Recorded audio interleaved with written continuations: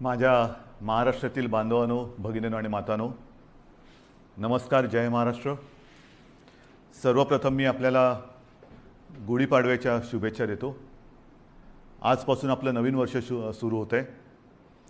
खरं म्हणजे या शुभेच्छा आज सकाळीच मी आपल्याला दिलेल्या आहेत, पण प्रत्यक्ष आज आत्ता भेटून पुन्हा एकदा शुभेच्छा देतो आहे. आणि म्हणून ही सगळी परिस्थिती आपल्याला सांगितल्यानंतर नाईलाजाने मला काही गोष्टी ह्या थोड्याशा बंधनात्मक आपल्याला कराव्या लागणार आहेत. आणि मला खात्री आहे की हे जे निर्बंध आपण लावतो आहोत हे केवळ आणि केवळ आपल्यासाठी आहेत. मला आनंद होतोय असं कृपा करून समजू नका. मी गेले महिनाभर साधारणतः याची कल्पना देत आलेलो आहे की असं नाही झालं तर काय होईल, तसं नाही झालं तर काय होईल. आपण तसं म्हटलं तर बराचसा वेळ चर्चेमध्ये आणि विचारविनिमयात घालवलेला आहे. आता मात्र कडक पावलं उचलण्याची आवश्यकता आणि ती वेळ तो क्षण आलेला आहे. मग काय करायचं? मी एकदम काही लॉकडाऊन असं म्हणत नाही आहे, पण काही निर्बंध हे साधारणतः त्या सदृश्य आहेत. कारण ही साखळी जर का तुटली नाही तर ही साखळी आपल्याला पूर्ण गुरफटून गुंबरून टाकल्याशिवाय राहणार नाही. आपल्याला रोजीरोटी महत्त्वाची आहेच, त्याहीबद्दल मी बोलणार आहे. पण रोजीरोटीच्या बरोबरीने आधी जीव वाचवायला पाहिजे. जीव वाचलं तर सगळं काही आहे. आणि जीव वाचवणं हाच आत्ता आपल्यासमोरचा महत्त्वाचा मुद्दा आहे. आणि तो वाचवण्यासाठी मी पुन्हा एकदा सगळ्यांना हात जोडून विनंती करतो आहे की आजपर्यंत जी काही निर्बंध आपण टाकलेले होते त्या निर्बंधात आता आपण अधिक वाढ करतो आहोत. आणि हे निर्बंध उद्या 8 वाजल्यापासून, संध्याकाळी 8 वाजल्यापासून आपल्या राज्यात लागू होतील. एक फक्त अपवाद थोडा आपल्याला करावा लागणार आहे, कारण तिथे 2-4 दिवसामध्ये मतदान आहे. ते म्हणजे पंढरपूर मंगळवेढा मतदारसंघ, विधानसभा मतदारसंघ. आपल्याला कल्पना आहे की तिथले आपले लोकप्रतिनिधी भारत भालके यांचं कोरोनामुळेच निधन झालं होतं. दुर्दैवाने ते आपल्यातून गेले आणि त्यांची जी जागा आहे त्या मतदारसंघात येत्या 2-5 दिवसामध्ये मतदान आहे. मतदान झाल्यानंतर मात्र तिकडे सुद्धा हे निर्बंध अत्यंत कडकपणाने लागू होतील. म्हणून मी थोडंसं माझ्या आणि आपल्या सगळ्यांच्या मनाविरुद्ध असलं तरी ह्या काही गोष्टी आपल्याला सांगतो आहे. मला खात्री आहे की आजपर्यंत जसं सहकार्य आपण मला केलं, ज्या ज्या गोष्टी मी आपल्याला सांगितल्या त्या गोष्टी आपण पाळल्या, तसंच सहकार्य येत्या काही दिवसासाठी आपण मला कराल आणि तसं करावं अशी मी पहिल्या प्रथम आपल्याला विनंती करतो आहे.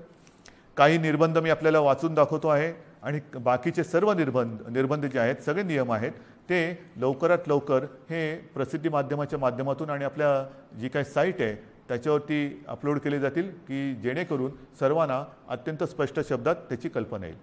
जे निर्बंध आहेत ते असे आहेत की उद्या संध्याकाळपासून आपण ब्रेक द चेन म्हणजे ही शृंखला तोडायची, आपल्याला तोडावीच लागेल. आणि ती तोडण्यासाठी आपण राज्यात 144 कलम लागू करतो आहोत. म्हणजेच आजपर्यंत ही दिवसा जमावबंदी आणि रात्री संचारबंदी असं होतं, कधी रात्री जमावबंदी करत होतो. आता मात्र आपल्याला पुढचे किमान 15 दिवस राज्यामध्ये संचारबंदी लागू करावी लागत आहे. अनावश्यक येणं जाणं हे आपल्याला आता पूर्ण बंद, मी टाळणं म्हणत होतो, आता ते पूर्ण बंद करावं लागणार आहे. कोणत्याही व्यक्तीला अतिआवश्यक काम किंवा योग्य कारण नसेल तर घराबाहेर आपण आता पडू द्यायचं नाही आहे. मी तर विनंती करतो आहे की हे मी नियम सांगतो आहे, पण मला आपल्याकडनं उलटं पाहिजे की जसं एक शब्द आहे जनता कर्फ्यू, जनता ठरवते की नाही आम्हीच आता हे करणार किंवा हे करणार नाही, तसं तुम्ही ठरवायचं आहे की नाही ना आता तसं अनावश्यक काही काम आणि आहे ना बाहेर संकट, तर मग मीच कारण नसताना घराबाहेर पडणार नाही. मी आता करोनाला मदत करणार नाही, मी सरकारला मदत करणार, मी माझ्या नागरिकांना मदत करणार. आपल्याला आता प्रत्येकाने ठरवलं पाहिजे की कोणाला मदत करायची, करोनाला मदत करायची की करोना विरुद्ध लढणाऱ्या सरकारला आणि माझ्या माता भगिनींना आणि बांधवांना मदत करायची. हा निर्णय आता ज्याने त्यांनी घ्यायचा आहे की करोनाला मदत करणारे कोण आहेत आणि करोना विरुद्ध लढणारे कोण आहेत, करोना दूत कोण आहेत आणि कोविड योद्धे कोण आहेत, हे आता आपल्याला आता कळणार आहे. आणि म्हणून मला असं वाटतं की काही गोष्टी ज्या आहेत त्याच्यात आवश्यक कॅटेगरी सेवा व उपक्रम वगळून सर्व आस्थापना, सार्वजनिक ठिकाणे, इतर सेवा बंद राहतील. सकाळी 7 ते रात्री 8, सकाळी 7 ते रात्री 8 ह्या काळामध्ये आपण अत्यावश्यक सेवा ज्या आहेत त्या चालू ठेवणार आहोत. एक गोष्ट मी मुद्दामून सांगतोय की आपण सार्वजनिक वाहतूक व्यवस्था बंद करत नाही आहोत, म्हणजे लोकल्स बंद करत नाही आहोत, बस सेवा बंद करत नाही आहोत.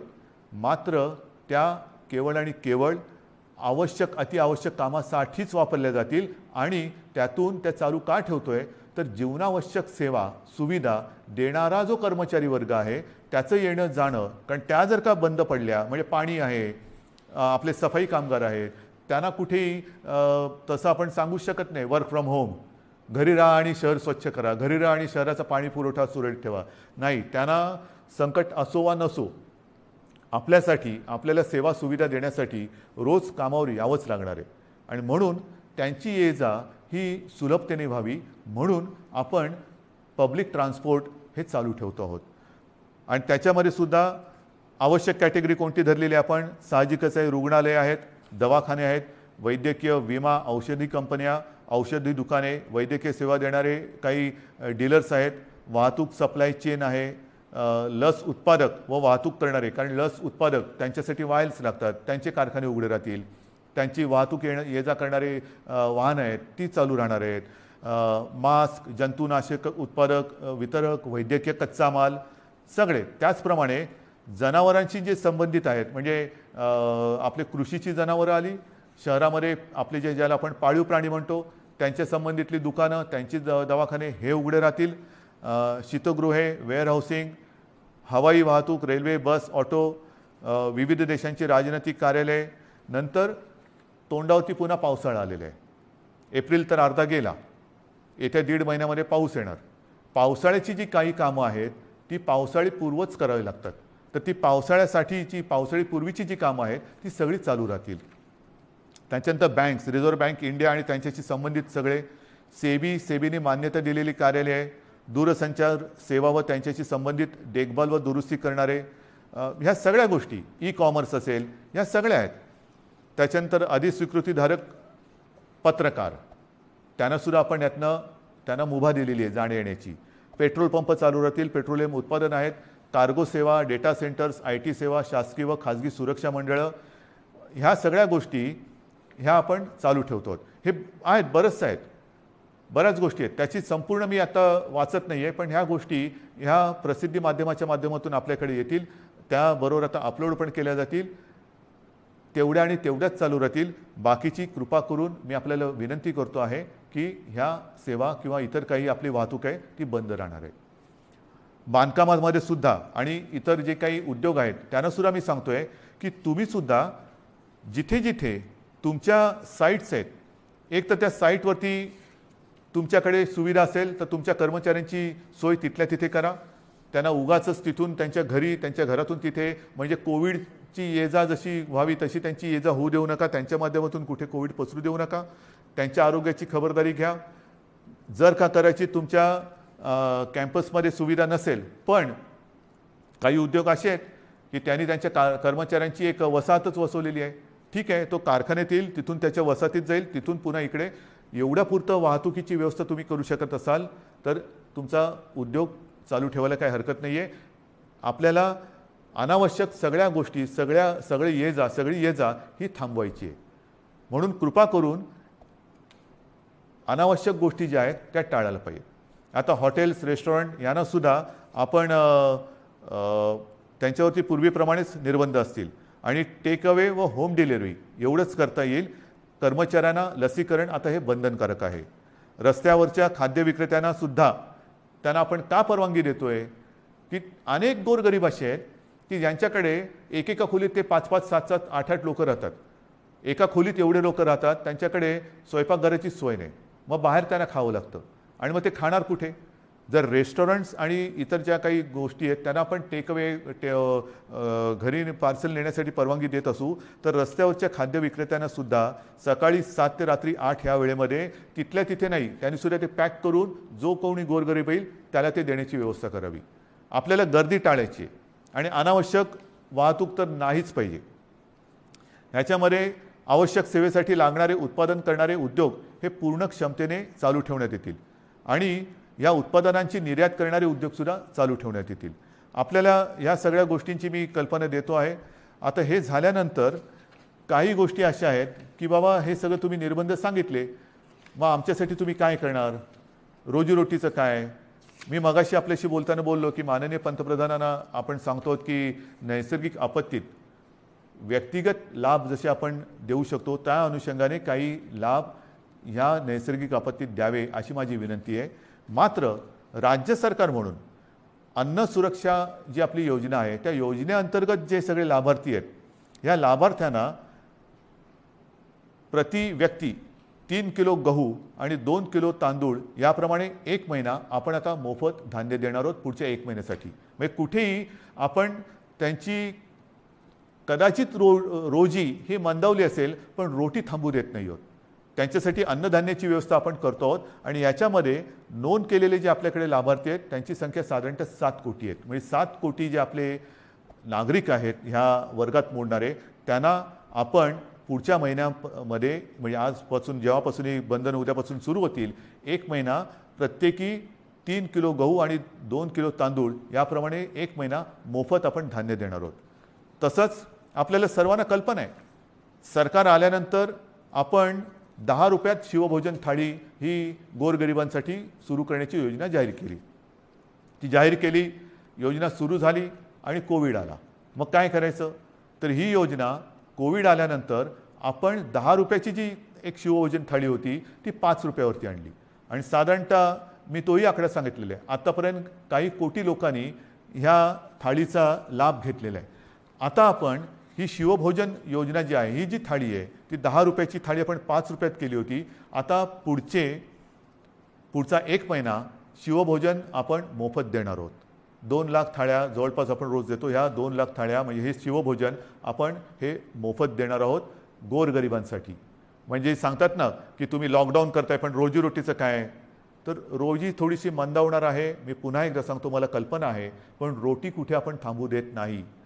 ही संपूर्ण व्यवस्था हा सगळा जो काय मी भार नाही म्हणत, हे कर्तव्य जे आहे ते कर्तव्य आपलं सरकार हे समर्थपणाने सांभाळणारच.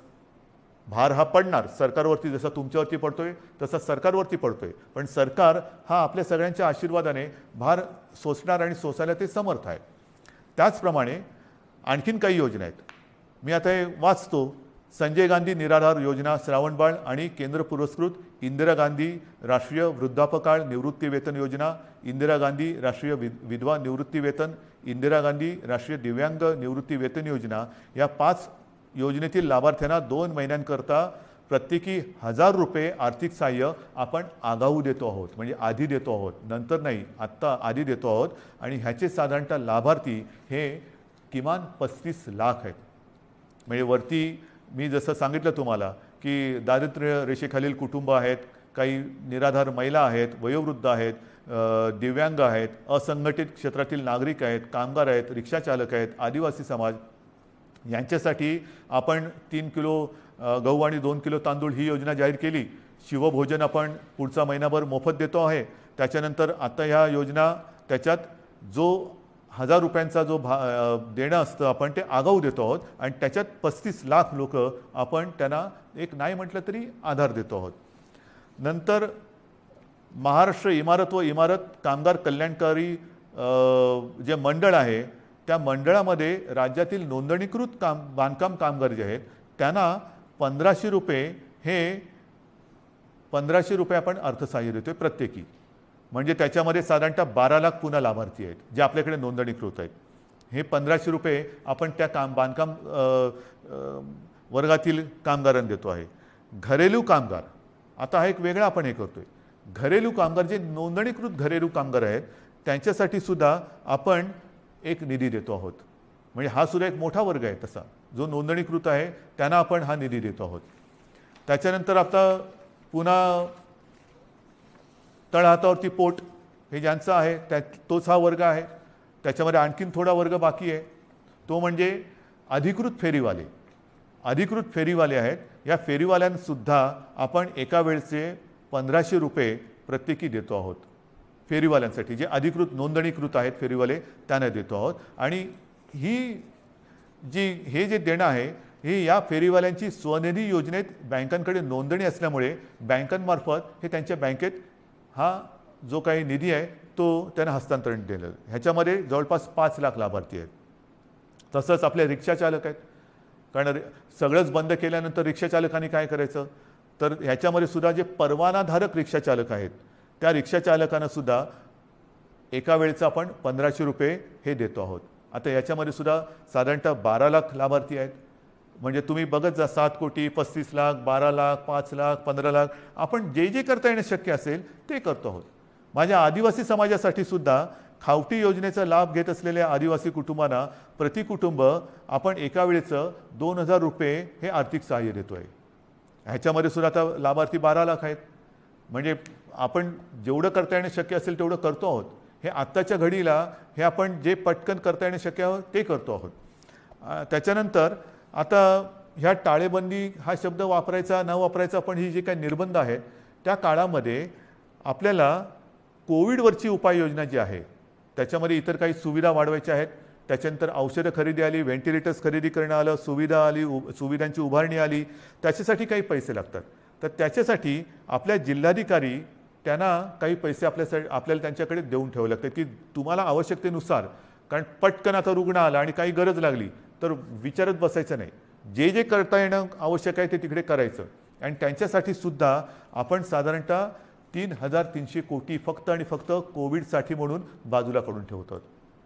म्हणजेच काय की आपण हा सगळा जर का एक आढावा घेतला तर ढोबळमानाने हे सगळं आपण करण्यासाठी जवळपास 5400 कोटी रुपये आपण हे विविध ज्याला आधार देतो म्हणतो, तुम्ही नुसती मदत नाही पण एक आधार देण्यासाठी आणि कोविड वाढू नये, वाढलाच तर औषधोपचारासाठी, सुविधांसाठी म्हणून आपण एवढा एक निधी बाजूला काढून ठेवतो आहे.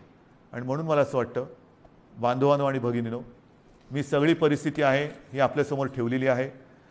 ऑक्सिजनची सुद्धा परिस्थिती आपल्याला सांगितलेली आहे, बिकट आहे. पुन्हा एकदा सांगतो, साधारणतः आपल्या राज्याची क्षमता ही 1200 मेट्रिक टन प्रतिदिनी उत्पादनाची आहे. आज जवळपास 950 मेट्रिक टनपर्यंतचा वापर ऑक्सिजनचा फक्त आणि फक्त कोविडग्रस्त रुग्णांना, ज्यांना ऑक्सिजनची आवश्यकता आहे, ज्यांचा श्वास घ्यायला त्यांना त्रास होतो आहे, ही कल्पनासुद्धा करणं अशक्य आहे, अवघड आहे की श्वास रोखला जातो म्हणजे काय होतं आहे, घुसमटणं म्हणजे काय आहे. त्यांचा श्वास मोकळा होण्यासाठी, त्यांचा श्वासोच्छ्वास परत नैसर्गिक होण्यासाठी म्हणून हा आपण ऑक्सिजन वापरतो आहोत. पण ह्याच संख्येने जर रुग्णवाढ होत राहिली तर हाताशी राहिलेला ऑक्सिजन हा येत्या काही दिवसात संपल्याशिवाय राहणार नाही.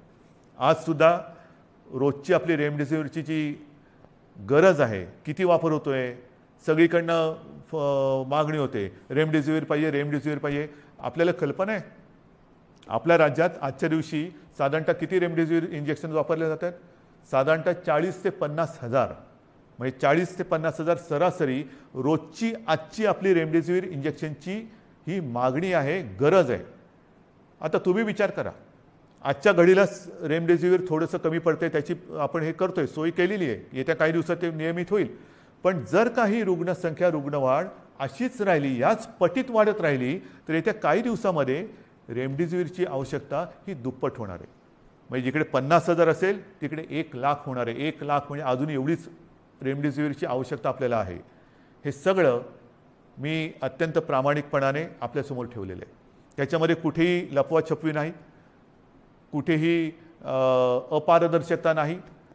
ही बंधनं केवळ आणि केवळ एक नाईलाज म्हणून आपल्याला आता ही स्वीकारावी लागत आहेत. याचं कारण की जगभराचा जो अनुभव आहे, आरोग्य सुविधा वाढवणं, लसीकरण वाढवणं, मात्र त्याच वेळेला ती वाढवण्यासाठी थोडीशी एक मध्ये आपल्याला संधी लागते. ती संधी आणि ही साखळी तोडण्यासाठी आपल्याला हे निर्बंध स्वीकारावे लागतात. हे पूर्ण जगाने आता स्वीकारलेलं सत्य आहे. आणि म्हणून माझी आपल्याला हात जोडून विनंती आहे की ही बंधनं ही एकतर्फी टाकलेली नाही आहेत. ही बंधनं टाकण्यामागे जो उद्देश आहे तो केवळ आणि केवळ प्राण वाचवणे हाच एक उद्देश आहे. आनंददायी ही परिस्थिती नाही आहे, घाबरण्यासारखं सुद्धा तसं नाही आहे, कारण आपण समर्थपणाने ह्याचा मुकाबला करतो आहोत. आजपर्यंत जे सहकार्य आपण मला केलं, जसं मला आपल्या कुटुंबातील एक आपण मानता, त्याच तळमळीने आणि त्याच प्रेमाने आणि त्याच आपुलकीने माझ्यावरती मी पुन्हा सांगतो, टीका करणारे किती करत असले तरी त्या टीकेची पर्वा न करता आपल्याशी जी माझी बांधिलकी आहे त्या बांधिलकीला स्मरून आणि तिला जागून मी केवळ आणि केवळ माझ्या राज्याच्या, माझ्या माता भगिनींच्या, माझ्या बांधवांच्या हितासाठी ही निर्बंध आपल्यावरती थोडीशी लादत आहे. कृपा करा, न चिडता, न रागावता, समजून घेऊन सहकार्य करा आणि ही लढाई जिंकायला नुसती मदत नाही तर मी पुन्हा एकदा सांगतो की आपण सगळे सैनिक म्हणून सोबत या आणि ही लढाई जिंकायचीच या जिद्दीने पुन्हा एकदा कंबर कसून कोविड भगाव ह्या पद्धतीने आपल्याला आता हे करावं लागेल. आजपर्यंत जसं सहकार्य केलं तसंच सहकार्य यापुढेही अपेक्षित आहे. सर्वांना धन्यवाद देतो. जय हिंद, जय महाराष्ट्र.